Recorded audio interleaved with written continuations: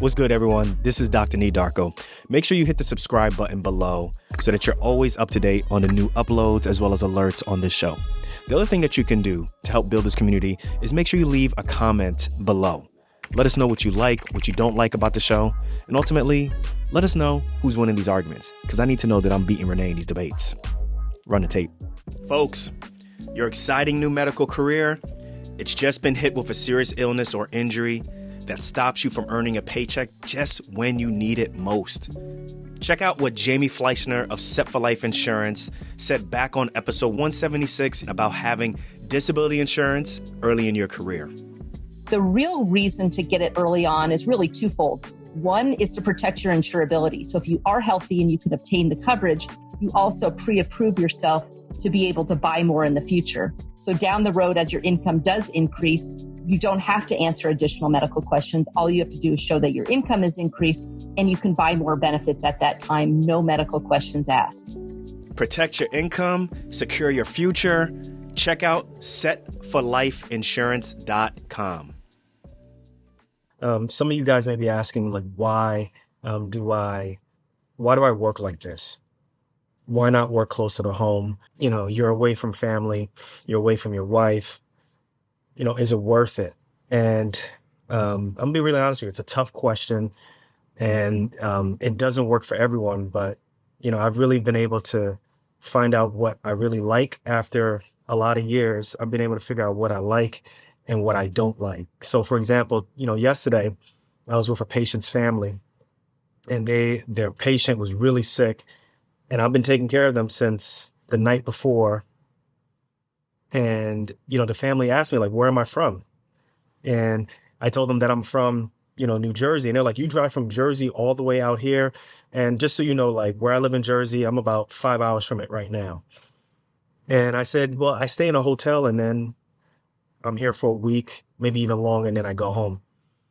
And they understood, and they asked me, like, why do you do that? And I think that's one of a lot of questions I get online, a lot of questions I get from other doctors who are considering doing locums.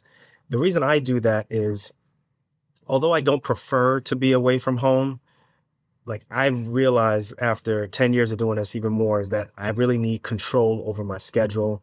I need to know exactly when I'm going to work, when I'm going to be off, and if I'm going to do more than how long I'm going to work, or how the expectation in my mind as to when I'm going to work, I want to make sure that I'm compensated for that.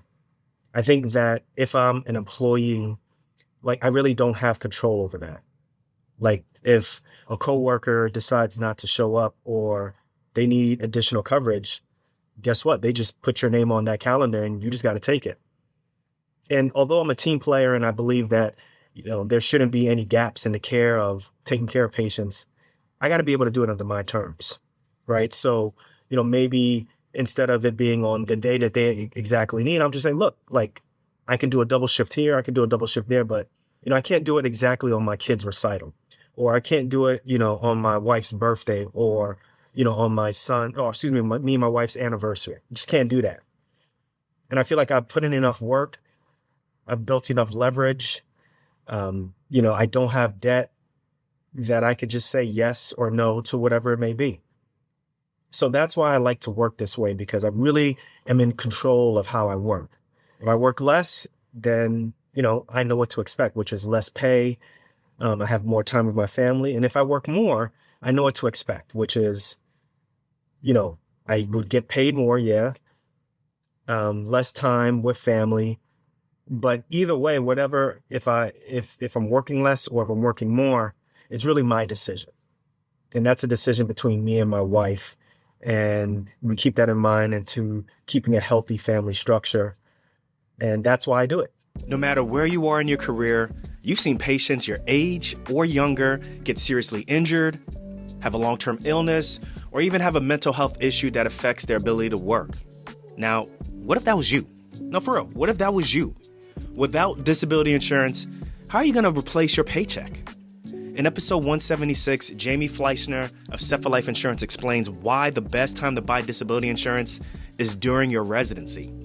Most physicians acquire their disability policies during residency, and there's several reasons. First of all, when you're younger, you're able to obtain the insurance because they ask you a whole host of medical history. And so you usually don't get healthier over time. Usually you get less healthy over time. So when you're healthy, it's easier to acquire the coverage. Number two, it's also less expensive because it's based on your age and your health. You're not getting younger or healthier over time. So you're at the ideal time. The earlier you get it and the younger you are, the less expensive it's going to be. So whether you're a resident or you're an attending, it's never too late to protect your income. Renee and I, we use Set for Life Insurance to find a disability policy that fit our needs and budget. So what are you waiting for? Check out setforlifeinsurance.com. Once again, that's setforlifeinsurance.com. So I get to have the career fulfillment that I want. But I'm going to be honest with y'all, like the way in which hospitals are, the way like hospitals, I think the public looks at hospitals and doctors and hospital and medical professionals, whether that's like your nurses, your respiratory therapists, whoever it may be, like that's actually working in the hospital. People look at that as the whole hospital.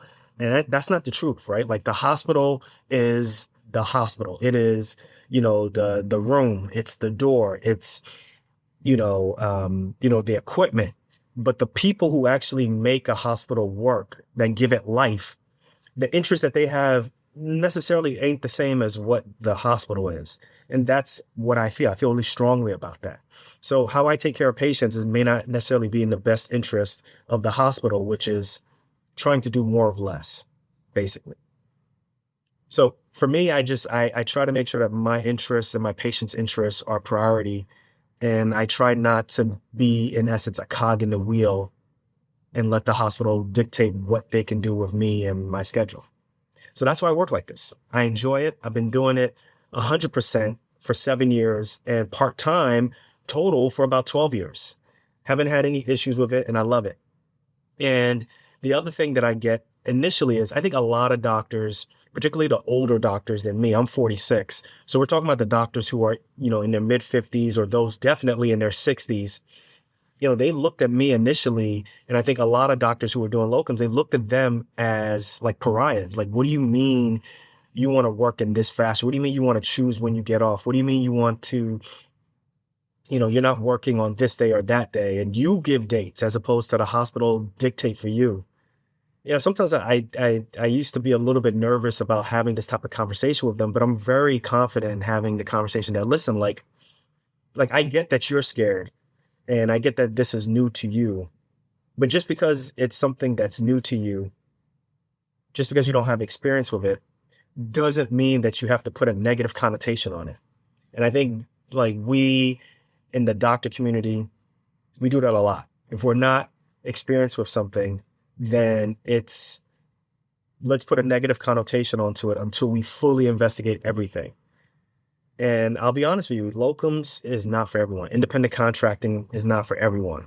But it doesn't mean that if you don't know much about it, or if you don't do it, or if you know someone who's doing it, that's the end of their career. It's a great experience and I love it. And I think that every doctor, whether you're young or old, mid-career, should experience it in some form or fashion. As a matter of fact, I'll even go past it and say that, coming right out of residency or fellowship, I think you should do it part-time. Whether you take a full-time employee position, there should be some component where you're doing independent contracting so that you can understand what it's like to work, practice on your own terms. And then, you kind of decide what you want to do. And that's what I did. When I finished fellowship, I just started doing locums for a year and a half. I set my own schedule. I worked with a locums company that helped me with my flights. I've submitted a timesheet to them and then they paid me direct deposit into my bank account. But I was in charge of, how I took care of my own taxes. I had to figure out how to do retirement. I had to figure out how to get health care.